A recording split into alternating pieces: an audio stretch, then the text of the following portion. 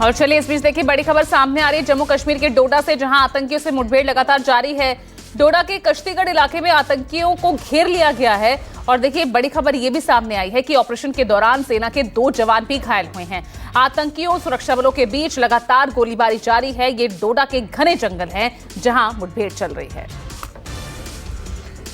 कश्मीर के डोडा जिले के काश्तीगढ़ इलाके के घने जंगलों में आतंकियों की तलाश में सुरक्षा बलों का बड़ा ऑपरेशन चल रहा है।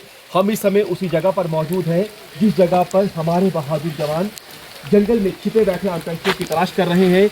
ये आप देखिए कि यहाँ पर चुनौती हमारे जवानों के सामने कदम कदम पर है। बारिश हो रही है, घना कोहरा है, ठंड भी है और यही सबसे बड़ी चुनौती पैदा कर रहे हैं, क्योंकि जंगल के बीचों बीच जब हमारे जवान आतंकियों की तलाश कर रहे हैं तो विजिबिलिटी बेहद कम है। अंदर कुछ नहीं दिखाई देता कि आतंकी कहाँ पर है। चंद कदम आगे चलिए तो कुछ दिखाई नहीं देता। ये देखिए, ये पूरा पहाड़ी इलाका है, घने जंगल का इलाका है और यहाँ पर यही सबसे बड़ी वादा ऑपरेशन में पैदा कर रहा है ये मौसम। आपको बता दें कि हमारे बहादुर जवानों की यही कोशिश है कि जितने भी आतंकी जो हैं इन घने जंगलों में छिपे हुए हैं, उन आतंकियों को जितनी जल्दी हो सके ढेर किया जाए।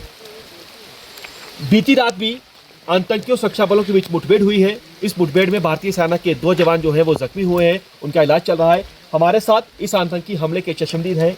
क्या नाम है आपका? सर मेरा नाम रियाज अहमद भट्ट है। रियाज साहब, क्या हुआ था रात को? क्या देखा, क्या सुना आपने? सर अचानक सा जब 2 बजे का वाक़या है तो 2 बजे के करीब जब अचानक फायरिंग हुई तो हम सोए थे, हमारी फैमिली भी पूरी सोई थी। तो जब अचानक पहला फायर हुआ तो हमने सोचा कि ये थोड़ा सा मेरे घर के सामने एक अखरोट है, मैंने सोचा कि मैं ये अखरोट पड़ा हुआ टीन पे तो ये आवाज़ चल रही थी।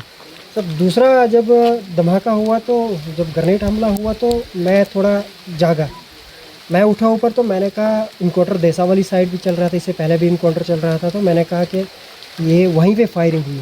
तो अपनी फैमिली को लेके फिर मैं थोड़ा बाहर की तरफ निकला तो फिर एक धमाका हुआ। तो उसके बाद सर मैंने कहा कि क्या ये हमारे गांव के पास में ही हमला हुआ है।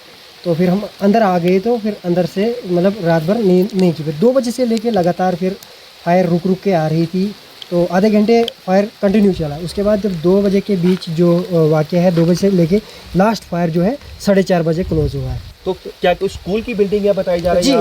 जी देखिए, मैं जो बताऊं ये काश्तीगढ़ ब्लॉक है और हिलीज एरिया है। ये एक स्कूल है जो LHS जाडान के नाम से ये स्कूल बिल्डिंग है, वहाँ पे सर मुठभेड़ हुई। प्राइवेट स्कूल है? नहीं सर, ये गवर्नमेंट स्कूल है सर।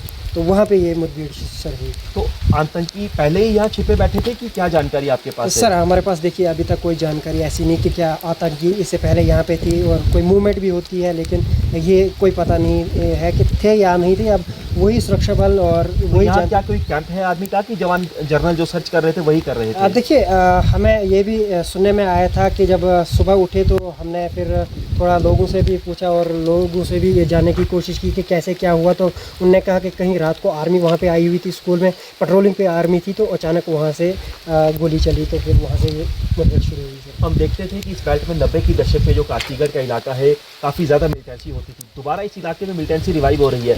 लोकल है यहाँ के, कितना डरे हुए हैं आप लोग? देखिए सर, डर तो काफ़ी बहुत लग रहा था। जिस तरीके से हम 10-15 साल से बहुत चैन से रहे थे, लेकिन ऐसी एक्टिविटीज़ नहीं हो रही थी यहाँ पे।